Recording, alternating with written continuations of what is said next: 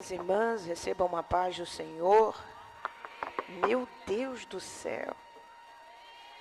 Saúde a igreja com a paz do Senhor. Vocês estão bem, irmã? Vocês acordaram mesmo assim de verdade? Vocês estão acordadas mesmo? Já receberam Deus? Então acorda, mulher, celebra, adora. É dia de festa, é dia de confraternização. Olha só, já se passou um ano. Você pensou que não ia chegar, mas você chegou. Você está de pé, lutou os 12 meses e Deus te trouxe aqui esta manhã para você ver que Ele é na tua vida. Então, se alegre nesta manhã, porque o Senhor tem sido bom para conosco. Quero louvar a Deus por esta oportunidade, por este privilégio que o Senhor me concede de estar aqui com vocês essa manhã. Eu tenho certeza, irmãs, que não foi outra coisa senão a mão do Senhor que fez isso. Deus abençoe o pastor João Gonçalves, que é o pastor dessa igreja. Deus permaneça dando graça, saúde e sabedoria ao seu servo. Deus abençoe a sua esposa, nossa coordenadora, a irmã Eliude. Deus abençoe ela, sempre animada, né, irmã? A mulher não para. É ativa toda hora, todo instante. Deus preserve a serva do Senhor com graça e com saúde. Deus abençoe a vida da irmã Cândida, que entrou em contato conosco, nos fez esse convite. E Deus abençoe toda a diretoria da igreja, nossa missionária Isabel Falcão. Deus te abençoe, minha irmã. Nossa cantora Rayane Vanessa, Deus te abençoe. Que alegria poder dividir mas essa programação com vocês. Deus abençoe e permaneça em tudo prosperando. Queridas, abra sua Bíblia comigo. Esta manhã o Senhor ministrou essa palavra ao meu coração. Eu quero compartilhar ela com você. Livro de Ruth.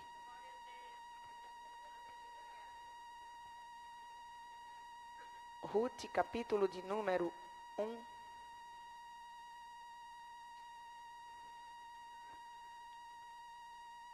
Vamos ler alguns versículos a partir do verso 1. Livro de Ruth, capítulo de número 1, a partir do verso 1. Se você achou o texto, confirme isso dizendo um amém.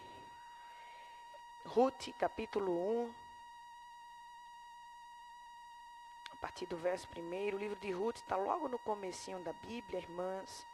Eu vou esperar que você ache para que leiamos a palavra do Senhor. Ruth, capítulo de número 1, a partir do verso de número 1 também. Se podemos ler, diga amém. Diz assim a palavra do Senhor. E sucedeu que nos dias em que os juízes julgavam, houve uma fome na terra. Pelo que um homem de Belém de Judá saiu a peregrinar nos campos de Moabe, ele e sua mulher e os seus 2 filhos.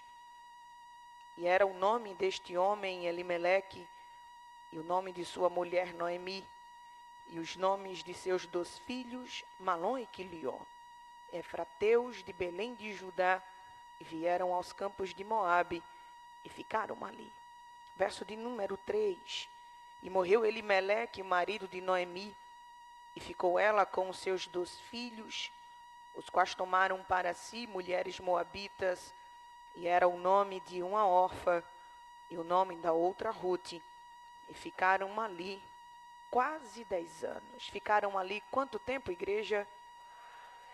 Isso, quase 10 anos. E morreram também ambos, Malom e Quilion, ficando assim esta mulher desamparada. Como foi que ela ficou? Isso, desamparada dos seus 2 filhos e de seu marido. Então se levantou ela com as suas noras e voltou dos campos de Moabe, porquanto na terra de Moabe ouviu que o Senhor tinha visitado o seu povo, dando-lhe pão. Pule para o verso de número 22 do mesmo capítulo 1. Assim, Noemi voltou e com ela Rute. Quem foi que voltou com ela? Eu não ouvi? Isso, Rute, a moabita, sua nora, que voltava dos campos de Moabe, e chegaram a Belém, no princípio da cega das cevadas. Você diz amém por esta palavra? Deixa a sua Bíblia aberta, vamos meditar um pouco na palavra do Senhor. Querida igreja, o texto que lemos esta manhã vai fazer menção a um drama vivido por uma família de Belém. Este incidente que alcançou a casa de Elimeleque aconteceu nos dias em que os juízes julgavam. O período dos juízes é conhecido como um dos períodos mais obscuros da nação de Israel.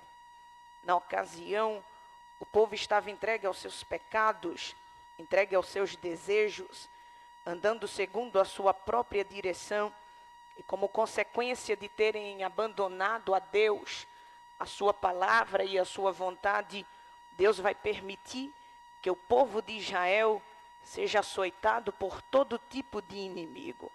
A opressão estava acontecendo e acontecia dentro de casa.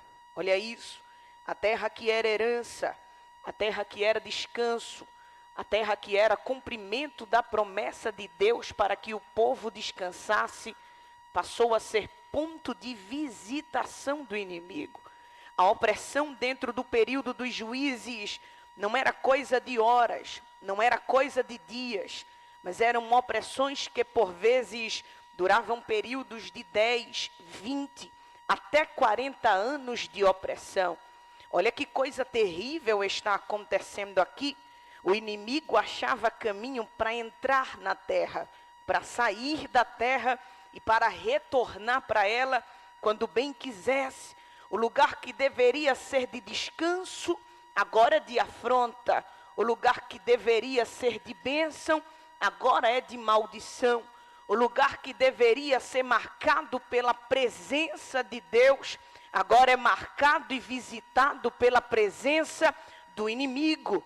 O que acontece dentro do período dos juízes nada mais é que a consequência pela desobediência do povo a Deus, a sua vontade e a sua palavra. Quando nós lemos a Bíblia, percebemos que Israel tinha tudo para prosperar diante de Deus e diante dos homens. Afinal de contas, foi o próprio Deus quem liberou esta palavra para o povo. Quando os arranca de dentro do Egito com braço forte, Deus enche a boca de Moisés no capítulo 28 de Deuteronômio e entrega para Israel aquilo que chamamos de chave da prosperidade. Olha isso, Deus vai dar para o povo o que eles precisam para ser bem-sucedido em todas as áreas da vida. E este sucesso não seria resultado do esforço do seu braço, nem do seu trabalho, mas seria resultado da obediência à voz de Deus e à sua palavra. No capítulo 28 de Deuteronômio, Deus encheu a boca de Moisés de palavra e disse: fala para Israel, Moisés, fala para eles, que se eles ouvirem a minha voz, se guardarem a minha palavra, eu me responsabilizarei por todo bom resultado. Eles serão benditos no campo e na cidade, bendito quando entrar e quando sair. Fala para eles, Moisés, que se eles me obedecerem, eu vou abençoar o fruto do ventre, o fruto da terra e até o fruto do animal. Eles vão emprestar, mas não tomarão nada emprestado de ninguém. Eles não vão precisar estar correndo atrás de bênção, porque eu vou dar o endereço deles na casa da bênção, e é a bênção que vai perseguir aonde quer que eles fossem. Olha para isso, Deus está entregando para a nação de Israel a chave da prosperidade, e tudo que eles precisavam fazer para alcançar esta bênção era simplesmente obedecer a Deus e guardar a sua palavra. Você tem comunhão com esta mulher de Deus que está do teu lado? Se você tem comunhão com ela, irmã, acorda ela esta manhã e fala para ela: obedece que é melhor. Mas em contrapartida a esta palavra, a bênção era consequência da obediência. Mas a consequência da desobediência, maldição. O mesmo Deus que falou bendito se obedecer, falou maldito se desobedecerem. Olha isso. Se obedecer, bendito. Se desobedecerem, malditos. No campo e na cidade, quando entrar e quando sair. O fruto do ventre, da terra e do animal. Então tudo que Israel precisava para prosperar era somente obedecer a Deus e guardar a sua palavra. Mas o que está acontecendo aqui no período dos juízes é totalmente o contrário. É por isso que o povo está debaixo de maldição. O povo está debaixo de opressão. O povo está recebendo o castigo de Deus como consequência da sua desobediência. Mas se tem uma coisa, irmãs, que a nossa mente não alcança, é a misericórdia de Deus, é a bondade de Deus. Eu preciso que você entenda isto esta manhã. Deus não fica bom, Deus é bom, independente da circunstância, Deus é bom. Deus não amanhece bonzinho, Ele é bom desde a eternidade. Quem faz coisa boa é o homem, mas Deus é bom o tempo todo, e é porque Ele é bom que eu estou aqui, você está aí por causa da bondade de Deus. Olha isso, o povo queria ter a bênção de Deus, mas não queriam ter comunhão com Ele. Eles queriam as portas abertas, mas não queriam ter comunhão com o Deus que abre a porta. Eles queriam andar debaixo da bênção, mas não queriam ter aliança com o Deus que abençoa. É por isso que a terra estava sendo castigada. Mas olha o que o texto diz, que é no meio da opressão, no auge da crise, alguém decidia dobrar o joelho dentro da nação. E quando alguém dobrava o joelho, Deus se levantava do seu trono, cheio de bondade, de misericórdia, para revogar a opressão que estava esmagando o povo. Eu acho que você não entendeu esta palavra, mas eu vou simplificar para você receber. Olha o que a Bíblia diz: a opressão, a visitação do inimigo só durava até o dia que alguém dobrava o joelho e clamava pela misericórdia e pelo favor de Deus. Levanta a tua mão para receber essa palavra, porque Satanás está pensando que pode correr solto dentro da tua casa, mas Deus te trouxe aqui esta manhã para te dizer: se tu dobrar o teu joelho, o inimigo que arrumou um caminho para entrar, vai ter que arrumar 7 para desaparecer, vai ter que arrumar 7 para tomar rumo da tua casa, da tua família, da tua história. Por favor, irmã, encarecidamente toca no joelho da tua companheira e fala para ela: se tu orar, te prepara, porque haverá reboliço de Deus dentro daquele lugar. É só orar que Deus levanta, é só orar que Deus responde, é só orar que Ele vai se levantar para agir em teu benefício. Alguém recebe essa palavra? Olha isso. Alguém orava, e quando orava, Deus se levantava do seu trono para julgar a causa do povo.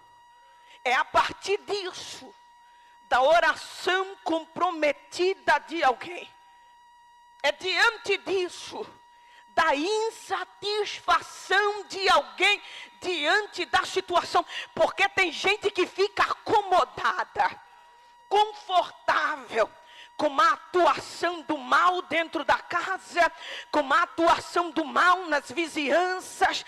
Tem gente que fica acomodada com a posição que o inimigo às vezes toma diante de algumas situações. Mas a Bíblia vai nos dizer que sempre tem uma que se levanta e diz: a minha casa não é de capeta, a minha casa é de Deus.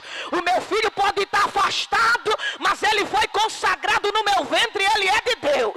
Esse marido pode estar dando trabalho, mas eu não estou indo para o círculo de oração fazer social. Eu estou indo porque tem um Deus que senta marido na cadeira para ter conversa, para ter particular. Alguém tem que estar inconformado com a situação. Por favor, irmã, segura na mão da tua companheira. Estou ficando folgada. Segura na mão dela, mas não segura com a mão mole, não. Segura com vontade, com firmeza. Isso. Aperta a mão dela. Aperta até ela soltar esse grito de glória que está entalado na garganta. Acocha a mão dela até ela perceber que sentou do lado de uma mulher crente, viva, pentecostal, cheia de fogo na mão e que veio para cultuar. Está segurando a mão dela, está segurando com firmeza. Agora libera a palavra e fala para ela: ora, porque Deus vai se levantar para resolver aquilo que tu acha que está perdido. Alguém recebe, alguém recebe. Só quem acredita, levanta a mão e adore a Ele. Oh glória, oh glória. O Deus que responde oração está presente dentro da casa. Olha isso. Eles oravam. E porque oravam inconformados, o Senhor vai levantar 14 juízes que vão julgar o seu povo. 14 juízes serão levantados. Eu disse a vocês quantos juízes? 14 juízes. Esses juízes serão ferramentas de libertação para a nação de Israel. O critério para a escolha desses juízes não dependia de formação, não dependia de endereço, não dependia de conta bancária, não dependia de graduação, não dependia de função eclesiástica, não dependia de dom ministerial, não dependia de conceito familiar, não dependia de histórico. O conceito para a escolha desses juízes era um particular de Deus. Ninguém entende os motivos pelo qual Deus escolhe alguém. A nossa mente não alcança. É por isso que diante da insatisfação de alguns, pelas escolhas que Deus fazia, Deus encheu a boca do profeta e disse: fala para a nação que a minha escolha não depende de quem quer, não depende de quem corre, mas depende de quem eu, o Senhor, me agradar. Olha que coisa hilária. A gente não tinha chance, não tinha condição, não tinha estrutura, não tinha prestígio, não tinha critério. Olha para mim, irmã, morava dentro de uma favela. Meu pai não era pastor, era alcoólatra. Minha mãe não era dirigente, era costureira. Aí alguém olhou para mim e disse: ela não tem chance, ela não tem condição, ela não tem prestígio, ela não tem critério. Aí a bondade de Deus entrou favela dentro, subiu o morro onde eu morava e disse: como não depende nem de quem quer e nem de quem corre, vem tu mesmo, menina, que eu vou fazer coisa grande na tua vida. Ô, minha irmã, pelo amor de Deus, conforta essa crente que está do teu lado e fala para ela: deixa de besteira, porque Deus te escolheu desse jeito que tu é mesmo. Deus te chamou do jeito que tu é mesmo. A escolha dele não depende dos critérios da terra, mas do olhar de graça e de misericórdia de Deus. Só quem tem consciência que foi escolhida por ele, pelo amor de Deus, irmã, coloca a mão em cima e agradece a ele, porque você não tinha chance. mas a bondade dele te achou. Então olha isso. Deus escolhia esses juízes. E o primeiro juiz que teve a oportunidade de ser levantado por Deus foi um juiz por nome de Otiniel. Repita comigo este nome e diga Otiniel. Não, dá para ser melhor que você está viva, terra. Diga Otiniel. Otiniel foi o primeiro juiz que foi levantado por Deus. A tradução do nome Otiniel quer dizer leão de Deus.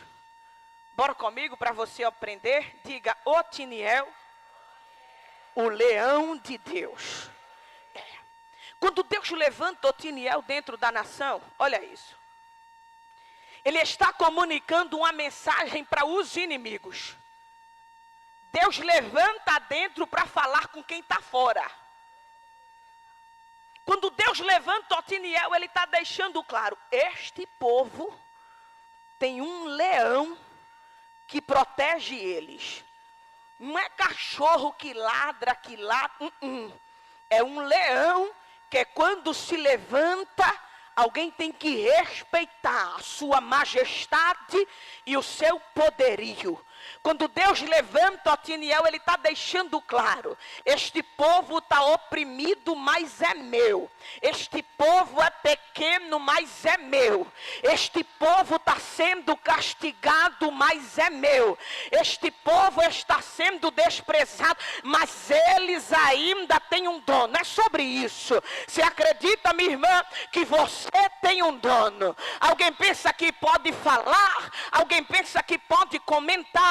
Alguém quer fazer da tua vida pequenas empresas e grandes negócios? Quer comprar, quer alugar, quer emprestar, quer barganhar. Mas ainda bem que você chegou aqui esta manhã, porque Deus te trouxe aqui para dizer: eu ainda sou o leão que me levanto em teu benefício para defender e para julgar a tua causa. Me ajude a pregar, que eu acho que vocês estão desanimadas.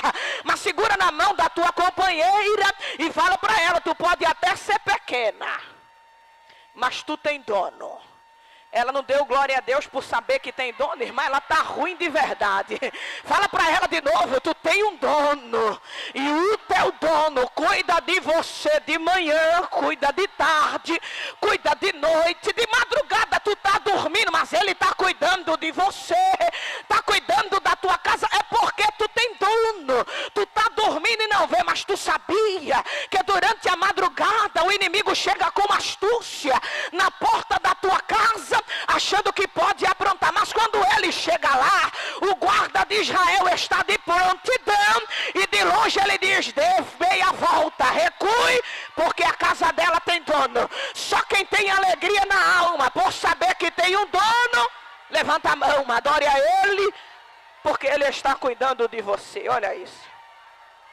Otiniel é levantado, o leão de Deus. E quando Deus levanta Otiniel, ele comunica uma mensagem para os inimigos: este povo tem dono. Mas a Bíblia vai dizer que depois que Otiniel morreu, o povo pecou de novo, caiu de novo, abandonou a Deus, abandonou a lei, abandonou a palavra. E a consequência disso, você sabe: castigo, opressão. A nação passou a ser oprimida de novo. Mas eles oraram. E quando ora, o coração de Deus se enternece. Deus teve misericórdia do povo pela segunda vez. E levantou um segundo juiz. E o segundo juiz que teve a oportunidade de julgar o povo de Deus foi um juiz por nome de Eude. Repita comigo este nome, diga Eude. A tradução do nome Eude quer dizer união forte.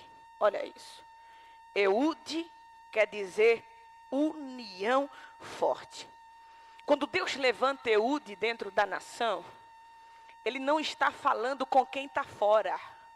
Ele levanta Eude para falar com quem está dentro. A tradução do nome Eude é união forte. Deus está conversando com o povo e está dizendo: não é na confusão que vocês vencem. Não é na divisão que vocês avançam. Não é na individualidade que as coisas vão dar certo. Mas é na união, é na unidade, é no companheirismo, é na parceria. Deus não tem projeto solo para ninguém. Ninguém chega sozinho. É por isso que ele levanta Eude para deixar claro: eu quero unidade no meio do povo. Eu quero união no meio do meu povo. Eu quero companheirismo no meio do meu povo. Meu irmão, rivalidade não é coisa de crente. O reino dos céus não é um pedaço de terra aonde a gente briga por lugar, aonde a gente briga por espaço. Lugar a gente tem, a gente perde. Título a gente ganha e título passa também. O que importa é andar em comunhão, é andar em unidade aonde quer que a gente for. O povo de Deus não é um povo que vai crescer debaixo de confusão, mas vai crescer andando em unidade. Olha o que a Bíblia diz: é melhor ser dois do que ser um. Por quê? Porque se um cair, o outro vai lá e levanta. Um disse ao seu companheiro: esforça-te, levanta-te. Moisés tinha ajudador, Josué tinha ajudador, Elias tinha ajudador, Eliseu tinha ajudador. Porque a dinâmica do reino dos céus é compreender que é na união que a gente chega, é na unidade que a gente cresce. Por favor, irmã, me suporta, mas segura na mão da tua companheira, coloca a mão dela lá em cima como sinônimo de unidade. Coloca a mão dela em cima. Tu veio porque quis, agora que tu chegou, participa, vaso. Coloca a mão dela em cima e fala para ela: minha irmã, se depender de mim, tu chega. Fala para ela: se depender de mim, tu cresce. Se depender de mim, tu vai. Eu não vou ser pedra de tropeço no teu caminho. Eu vou ser degrau que auxilia a tua subida. Não estamos aqui para brigar. Cantor é amigo de cantor, pregador é amigo de pregador, pastor é amigo de pastor, dirigente é amigo de dirigente. Que toda rivalidade, indiferença caia por terra. Cadê o povo que anda em comunhão? Cadê o povo que anda em unidade? União forte acabará com a resistência do inimigo dentro da terra. Alguém recebe isso? Unidade, comunhão. Para chegar lá, tem que ter unidade. Para chegar lá, tem que ter comunhão. Eu não entendo a dinâmica de quem detesta a irmã, mas quer ir para o céu. Fazer o quê? Se não tem comunhão, se não tem unidade, quer ir para o céu, fazer o quê? Pergunta a tua irmã, pergunta, tu me ajuda, para você não ficar com raiva de mim. Pergunta a ela: minha irmã, se não tem unidade, quer ir para o céu, fazer o quê?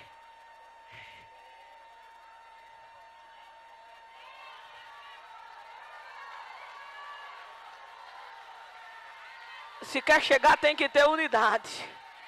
Então, vaso de Deus, resolve as tuas indiferenças, resolve os teus problemas, as tuas picuinhas, porque daqui a pouco a trombeta toca e para chegar lá tem que ter unidade, tem que amar a irmã, tem que amar o irmão para poder chegar lá. Então Deus levanta Eude, minha pastora Miriam, que alegria, mande a paz para o pastor Santino, Deus abençoe. Para chegar lá, tem que ter unidade. Deus levanta Eude dentro da nação para deixar claro: é na união que o inimigo vai bater em retirada. É na união que as brechas serão fechadas. É na união, porque uma orando cansa, mas Jeová levanta outra, levanta outra, levanta outra, e daqui a pouco que era uma oração solo, se transforma em um círculo de oração. Não tem capeta, não tem inferno, não tem potestade que resista à unidade da oração das mulheres que são comprometidas com Deus e com a sua palavra. União, a unidade iria acabar com o jugo do mal. Mas olha isso, deixa eu correr.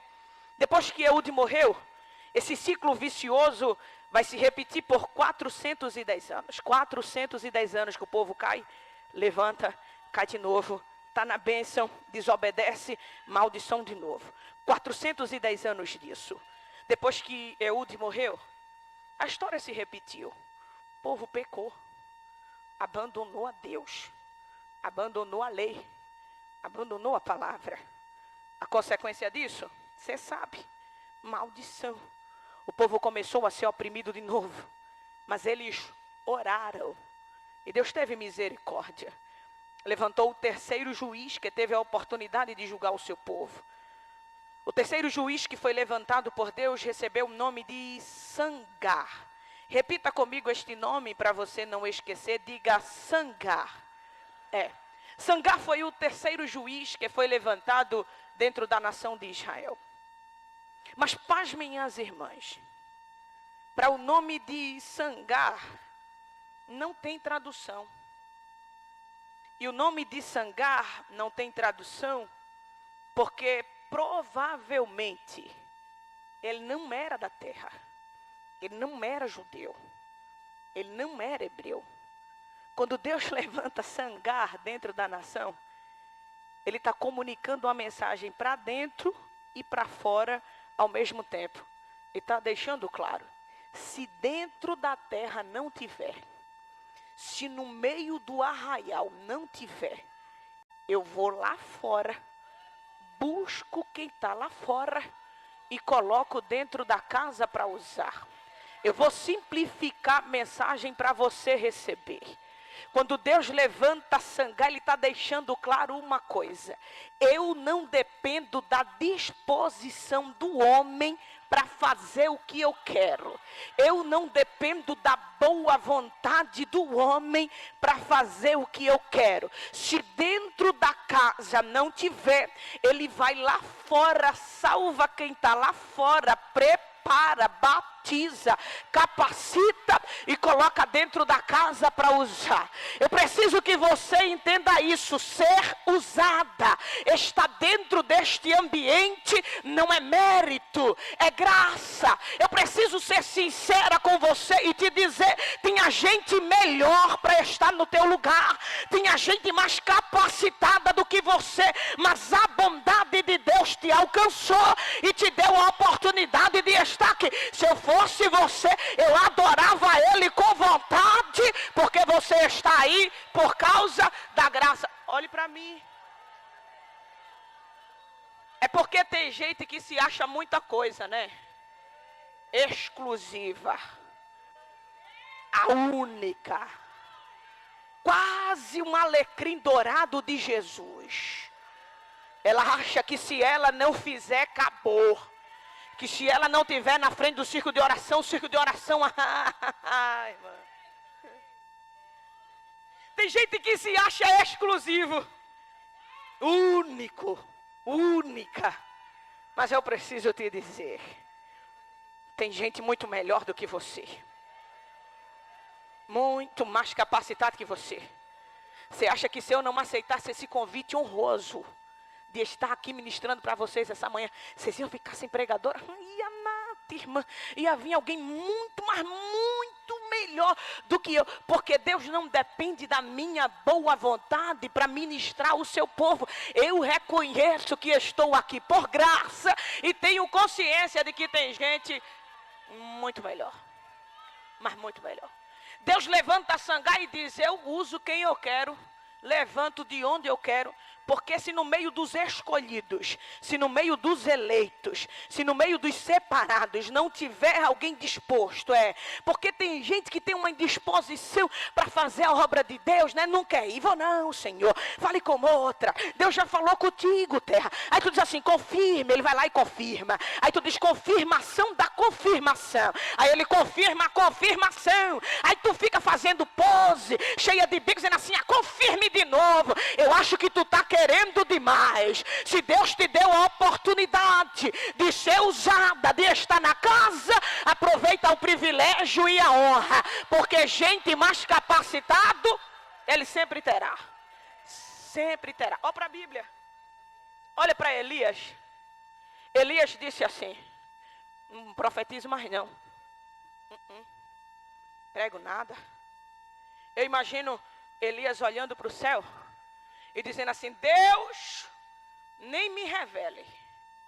Porque se o Senhor me revelar, eu não entrego. O que foi que aconteceu, Elias?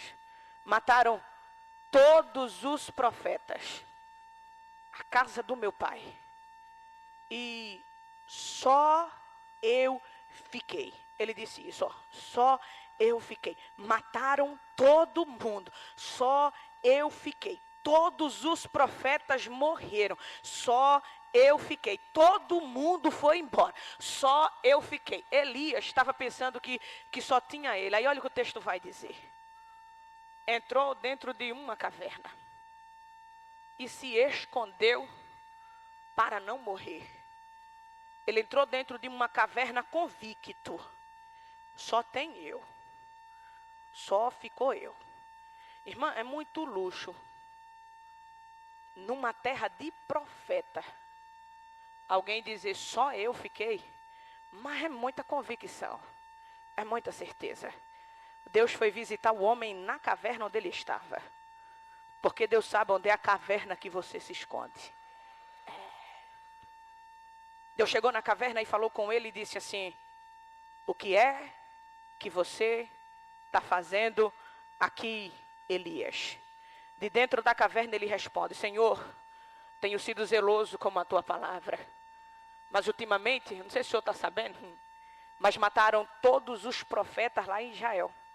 E só eu fiquei. Deus disse assim, Elias, sai para fora, vem aqui nos montes.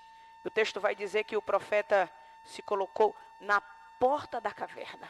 Ele diz que quando se coloca na porta da caverna, o Senhor vai mostrar que está presente no ambiente. Ele vai dizer, passou um vento forte diante de mim. Tão forte que fendia as fendas lá em cima e elas caíam quebradas aqui embaixo. Aí ele diz, mas Deus não estava no vento. Depois do vento passou um terremoto, o terremoto tremeu tudo. Ele disse, Deus também não estava no terremoto. Depois veio um vento, um fogo forte e ele disse também, Deus não estava no fogo. Depois que passou o vento forte, depois que passou o terremoto e depois que passou o fogo, Elias diz assim, passou uma brisa bem suave.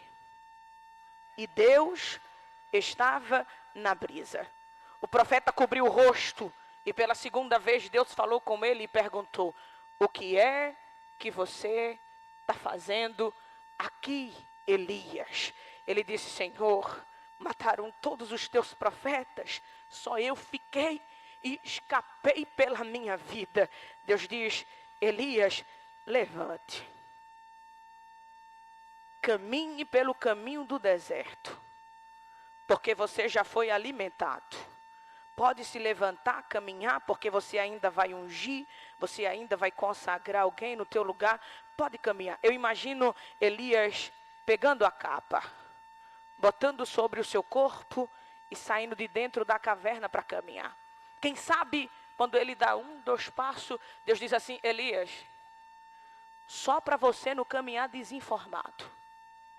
Fique sabendo você, que eu guardei para mim, dentro de uma caverna, 7.000 joelhos que não se dobraram perante Jezabel. Eu posso simplificar a mensagem? Deus estava dizendo, Elias, caminha agradecendo, porque se tu não quiser, tem mais 7.000 para eu preparar e colocar no teu lugar para profetizar. Pelo amor de Deus, irmã, acorda ela e fala para ela, aproveita o privilégio privilégio. Diz a ela, porque se tu não quiser, fala para ela assim, tem 7 mil para Deus colocar no teu lugar. Você compreende a grandeza, o privilégio de estar dentro da casa, de ser usado por Ele? Mas depois que Sangar morreu, o povo pecou. Meu Deus, o povo caiu. E Deus vai levantar outros juízes. Não vamos entrar em detalhes por causa do tempo, mas você sabe, Deus levantou a Débora, que foi a única mulher que teve a oportunidade de julgar o povo de Deus. Deus levantou o Gideão, que era o menor da casa. Deus levantou o Jefité, que era filho de uma mulher que não era digna perante a sociedade. Deus levantou Jair, levantou Tolá, levantou Sansão, até que se completassem 14 juízes que julgaram o seu povo, trazendo paz e descanso para dentro da terra. Por que eu te falei essas coisas? Porque o texto que lemos, versículo de número 1, vai nos dizer que este incidente que aconteceu em Belém, especificamente na casa de Elimeleque, ocorreu no período em que os juízes julgavam. De todas as fomes que o povo de Deus enfrentou, essa que acometeu a pequena Belém foi considerada uma das piores. E é uma das piores por quê? Porque quando o texto diz que houve fome em Belém, ele está dizendo que faltou aonde alguém pensou que nunca ia faltar. Acabou aonde alguém pensou que nunca ia acabar. Olha isso. Belém, que era referência do pão, casa do pão, onde tinha abundância de pão, agora está marcada pela escassez, pela pobreza e pelo vazio. O que está acontecendo aqui nada mais é do que uma crise. Repita comigo esta palavra, diga crise. Faça melhor e diga, a crise faz parte. É sobre isso. A crise faz parte. Nós não concluiremos a nossa jornada aqui na terra sem passar por diversos tipos de crise. A crise faz parte. O evangelho da Bíblia não é um evangelho de facilidade. É um evangelho de crise. O evangelho da Bíblia não é um evangelho de facilidade. É um evangelho de provações e que nunca escondeu as suas dificuldades. É só ler que você vai perceber que os homens que marcaram a sua geração, que marcaram o seu tempo, que marcaram a sua história e as histórias futuras, não foram treinados nos terrenos da facilidade, não foram treinados no conforto. Deus nunca treinou profeta na sombra, deitado numa rede, tomando água de coco, mas nos ambientes mais impróprios. Eles foram treinados e foram preparados por Deus. Muitos tirado do seu conforto e colocado dentro do ambiente de provação para ser treinado e para ser usado por Deus. Eu tenho medo do evangelho que estão pregando hoje em dia, um evangelho descartável, um evangelho fácil, um evangelho simples. Olha isso, sem cruz, sem Cristo, sem coroa de espinho, sem renúncia. Saudade eu tenho do tempo que a nossa igreja não era formada pelos seus doutores, pelos seus executivos, pelos seus empresários. Era um povo iletrado, mas que tinha compromisso com Deus. Hoje a gente vive um evangelho muito fácil, e se alguém critica a irmã, ela diz, vou processar, vou procurar os meus advogados. Ah, que saudade daquele tempo que tinha a irmã Maria, que nem Jesus sabia falar. Ela falava Jesus, mas ela dobrava o joelho e dizia: Senhor, minha irmã falou mal de mim, eu não tenho dinheiro, não tenho advogado e nem vou processar, mas tome uma providência. Jesus atendia a ela, chamando ele de Jesus, se levantava, ia lá e advogava, porque aquele tempo a gente tinha uma igreja que compreendia que o evangelho não é de facilidade. Eu vejo hoje em dia alguém pregando a palavra, alguém se usando do título ministerial para promover a vida, para crescer na vida. Não deu certo em mais nada, vou tentar a fé, porque a fé ajuda todo mundo, e está se pregando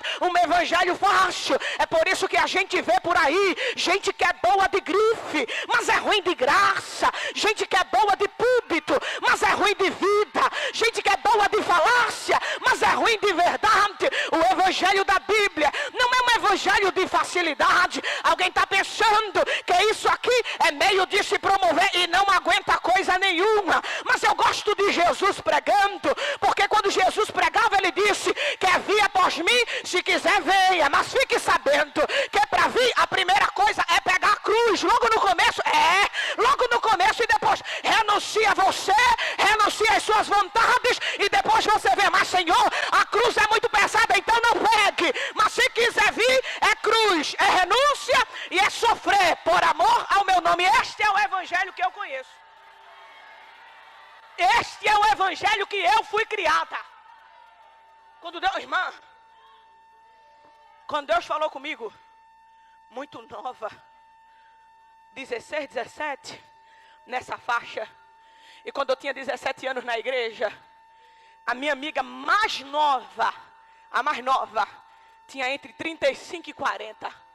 Imagina, uma adolescente missionária. E o ciclo de amizade delas, irmã do ciclo de oração, Raiane. E quando Deus falou comigo a primeira vez, alguém escutou e disse assim: minha filha, se prepare. Eu disse: mas se prepare por quê, irmã? E Deus falou comigo que vai fazer coisa grande, fazer coisa boa. Eu tenho que me preparar, eu tenho que ficar feliz, porque Ele disse que ia mudar a minha história. Minha filha, você não sabe de nada. Deus falou que ia te honrar. Eu disse: falou. Aí disse: mas tu vai ser muito pisada antes de ser honrado. Eu disse: é nada, irmã. Deus falou que ia te exaltar. Eu disse: falou.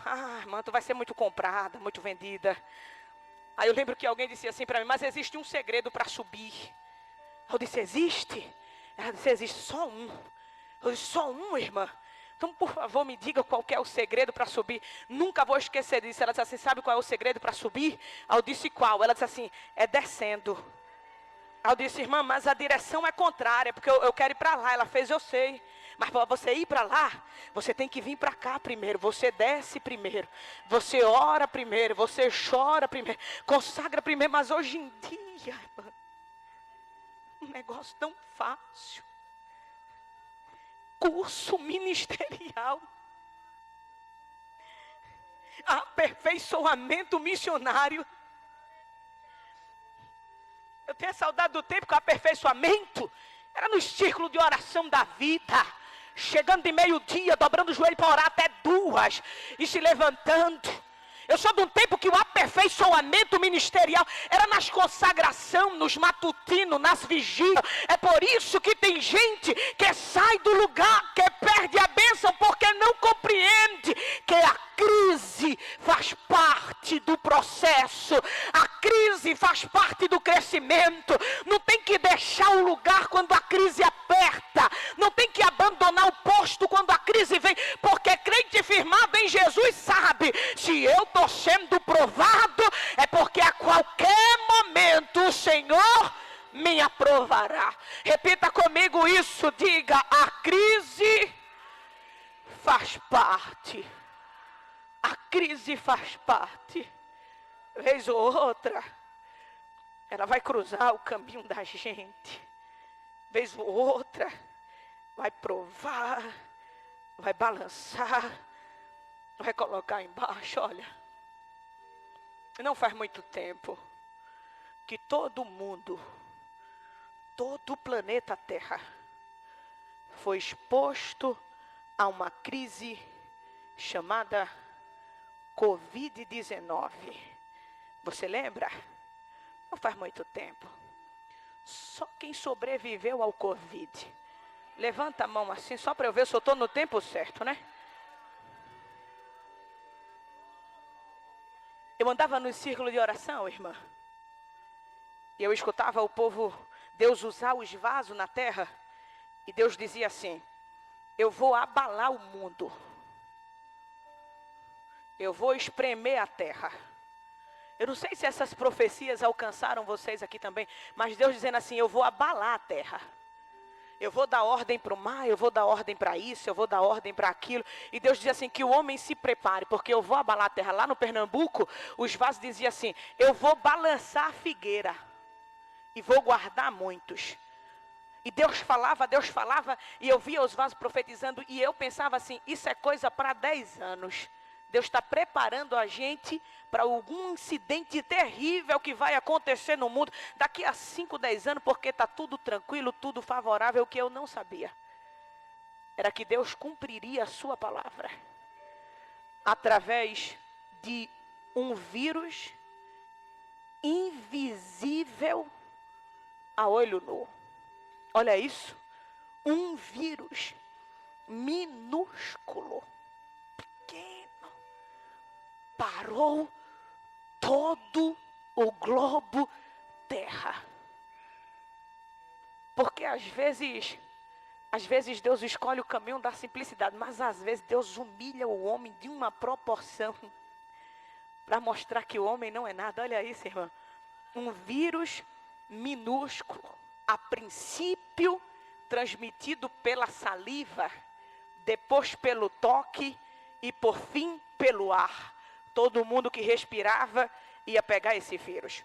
Um vírus pequeno, invisível a olho nu, parou o mundo, humilhou as maiores potências mundiais. Eu vi no noticiário fronteiras poderosas, como da Alemanha, da Bélgica, Estados Unidos, França, Itália, até Israel, fechando as suas fronteiras, porque os poderosos estavam com medo de uma crise que veio em forma de um vírus invisível a olho nu. Os doutores renomados, todo respeito, formado em Harvard, formado, graduado, pós-graduado e doutorado na medicina, nos vírus, na bactéria, na transmissão, eles diziam: a gente não sabe o que fazer, a quarentena é a melhor solução. Quem escapou do vírus não escapou da depressão,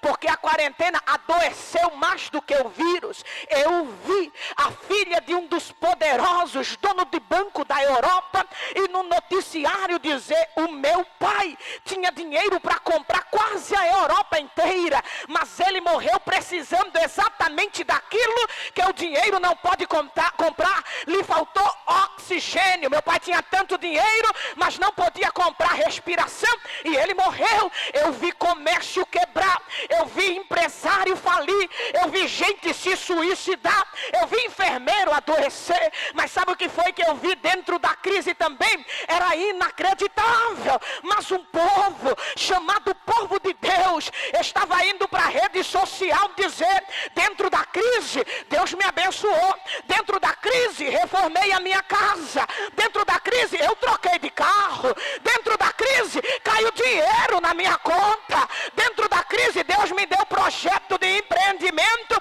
Até hoje, comércio que foi aberto na crise permanece dando fruto para a honra e para a glória do nome de Jesus. Fala sério, irmã. Se tu é crente firmada em Jesus, nessa crise tu não perdeu foi nada, tu ganhou pelo menos 10 quilos, porque o crente comia de manhã, comia de tarde, comia de noite. Os quilos que tu ganhou na pandemia tu não perdeu ainda, porque o cuidado e a proteção de Deus permaneceu sobre a tua vida. Por favor, segura na mão da tua companheira, aperta a mão dela com vontade e fala para ela: não estamos em crise, estamos em Cristo. A crise vem, mas passa. A crise chega, mas vai. Só você que sobreviveu a esta crise pelo menos por 5 segundos, abra sua boca, renda glórias a Deus, porque no meio da crise Ele continuou cuidando de você. Tu pegou Covid, mas tu não morreu, irmã. Teve gente que foi internada, mas não morreu. Teve gente que partiu porque cumpriu a jornada aqui na terra, mas partiu com o Senhor, doeu, mas está em um lugar melhor. Mas nesta manhã eu prego para sobreviventes, para mulheres que estão firmadas na rocha que é Jesus. O vento da pandemia veio, balançou, eu sei que assustou, era doloroso a gente ver a igreja vazia, a gente chegar e pregar para um celular, para que alguém fosse alcançado. Eu sei que doeu, eu sei que machucou. Eu lembro, irmã, que cheguei na minha igreja para ceiar e não tinha comunhão, era gente tudo numa fila, 1,5 metro de distância um do outro. A gente passava, pegava o pão, pegava o cálice e ia embora.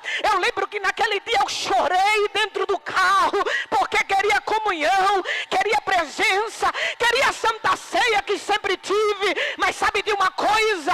Essa crise passou, o vento forte passou, Deus te fortaleceu e deixou claro.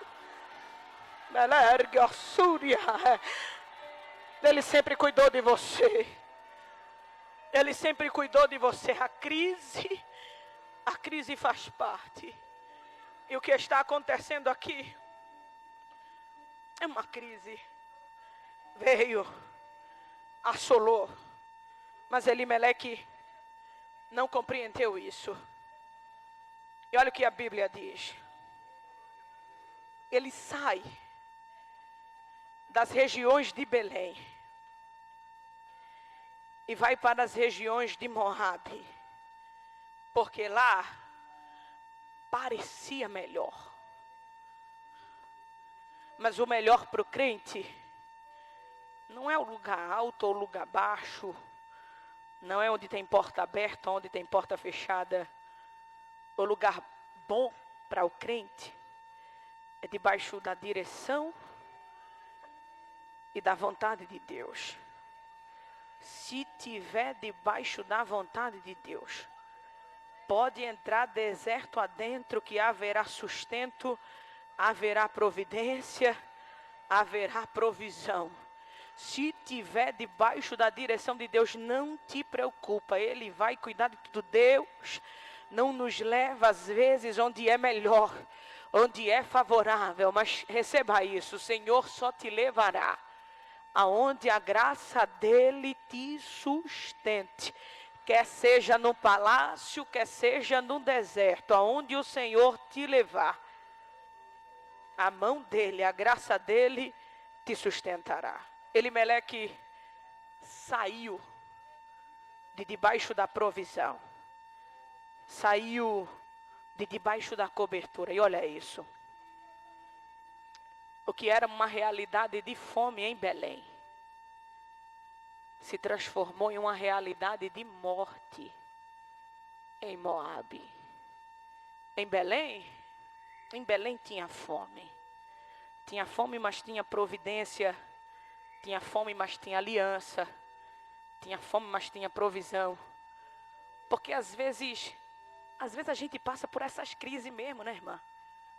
Se tu é crente em Jesus e tu tem pelo menos 10 anos de fé e tu nunca passou uma prova de cuscuz, que tu não está sendo crente direito, né? Todo crente já passou pela prova de alguma coisa. Só tinha aquilo, mas tinha alguma coisa, né? Lá em casa foi o cuscuz. Mas cuscuz é tão bom, irmão, quando eu peguei abuso de cuscuz. Eu ainda gosto de cuscuz hoje. Mas era cuscuz de manhã, de tarde, de noite. E se porventura acordasse de madrugada, cuscuz de novo. Aí manhã para tapear fazia 40. Eu não sei se vocês conhecem aqui como 40, né? Tipo um angu da fuba. É fuba e sal igual, só mudou o jeito do preparo. Mas a gente só tinha isso. Cuscuz, cuscuz e cuscuz. mas passamos. Sobrevivemos. A gente estava na crise, mas Deus mandava alguma coisa para a gente comer. Eu lembro que nessa crise, irmã, eu era magrinha, meu Deus do céu. Tão magra, tão magra, tão magra, só tinha cabeça e olho. Mas que agora Deus me honrou. Eu disse, tá bom de honra já, né, Jesus? Para ele não querer honrar mais, ele já está na benção. Mas todo mundo já passou por algum tipo de prova, algum tipo de crise que só tinha aquilo. Só tinha aquilo. Você reclamava, tinha hora que agradecia, mas o Senhor te sustentou. Somente com aquilo, mas te sustentou. Você está viva. Então crise não mata. O que mata é quando a gente sai do lugar. É quando a gente sai da posição. Olha isso. Elimeleque saiu da posição. E o que era uma realidade de fome em Belém, se transformou em uma realidade de morte em Moabe. E olha o que a Bíblia vai dizer. Elimeleque morreu. Malom e Quilion morreram. E olha o que a Bíblia vai dizer no verso de número 5. Que Noemi ficou desamparada dos seus filhos e do seu marido. Esta mulher é refém da decisão de alguém. Ela está inserida em um contexto onde a mulher não tinha vez, não tinha voz, não tinha opção de escolha, não tinha direito de decisão. Então aqui, ela é alguém que é totalmente refém da decisão de alguém. Ela vai para um lugar sem propriamente ter decidido por aquilo. Ela vai porque o marido dela foi, e a cultura, a tradição, dizia que ela tinha que ir também. Mas tem uma coisa que eu gosto, que é chamada de justiça de Deus.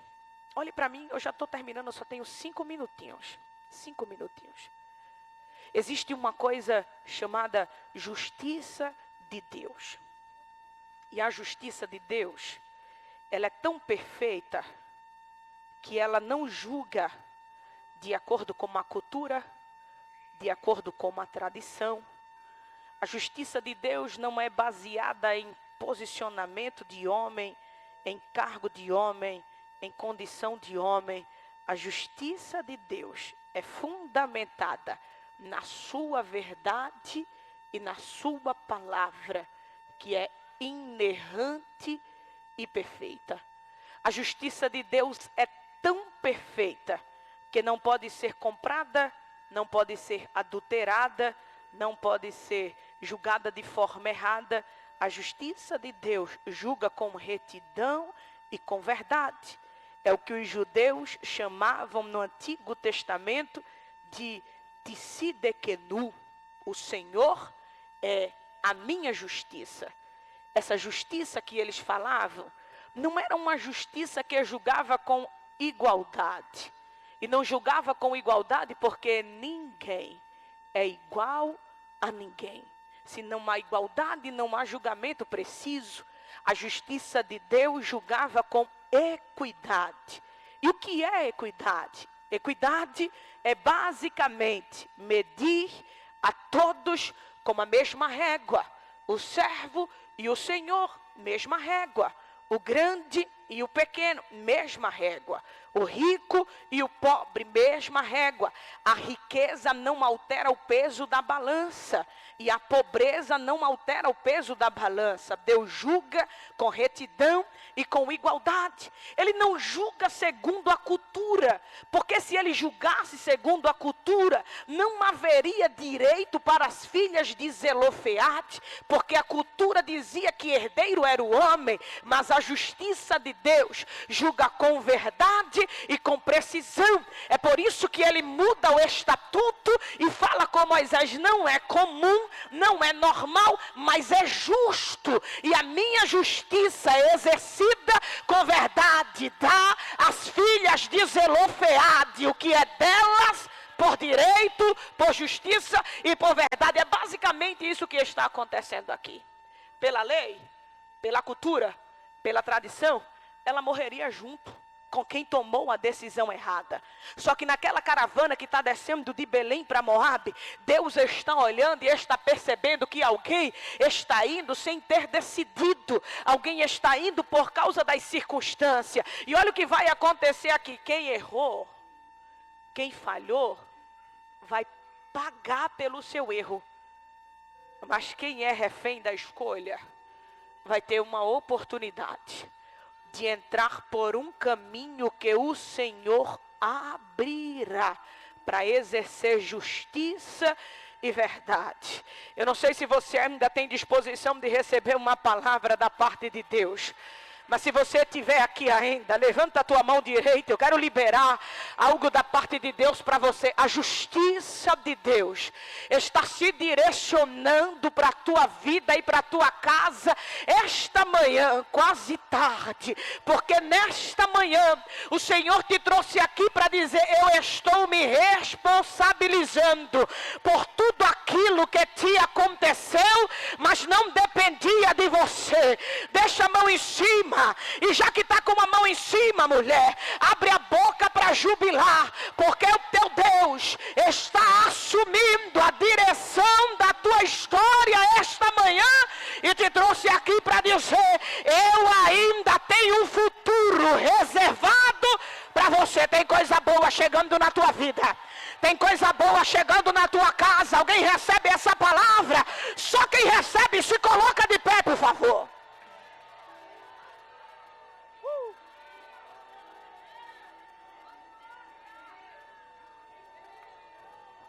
Se coloca de pé. Se coloca de pé.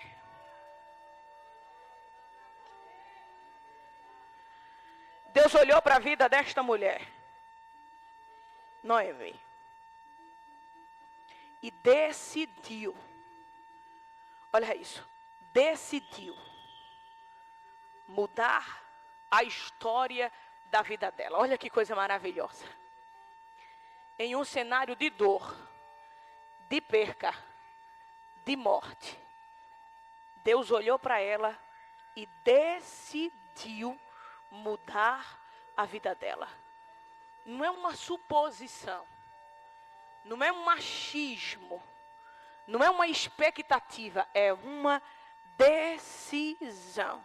Diga isto comigo, diga: está decidido. É uma decisão, está decidido.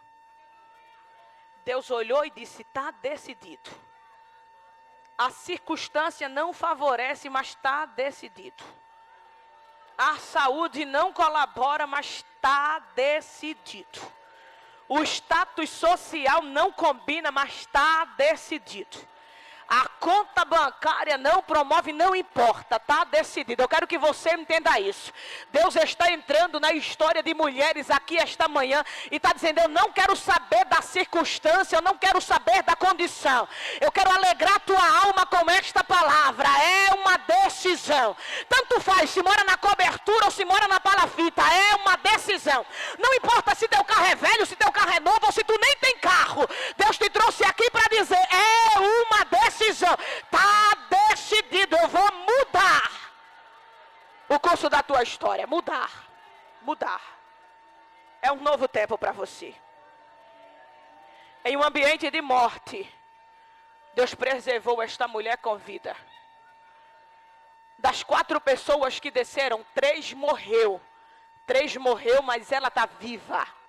O ambiente é de morte, mas ela está viva. Porque quando Deus decide, quando Deus escreve, não tem caneta de cão que apague ou escreva por cima aquilo que Deus determinou. Você pode declarar isso de mão erguida?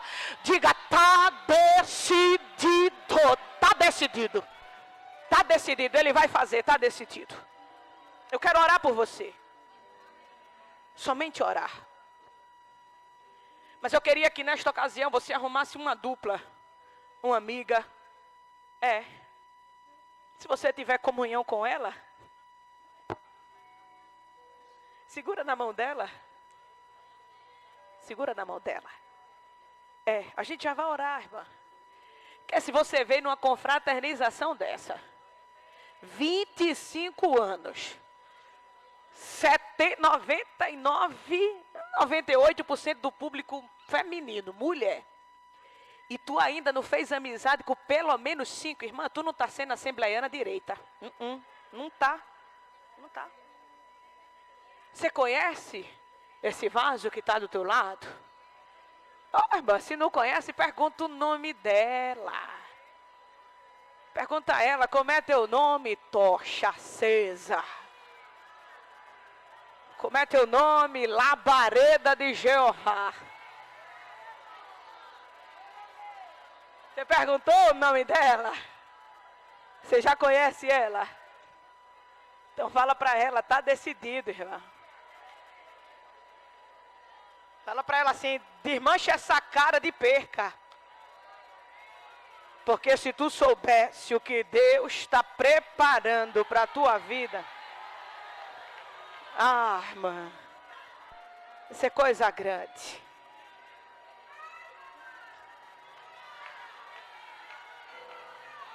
A prova até te machucou. Te machucou, mas não te matou. Você está viva. Você está viva. Olha isso. Olha isso.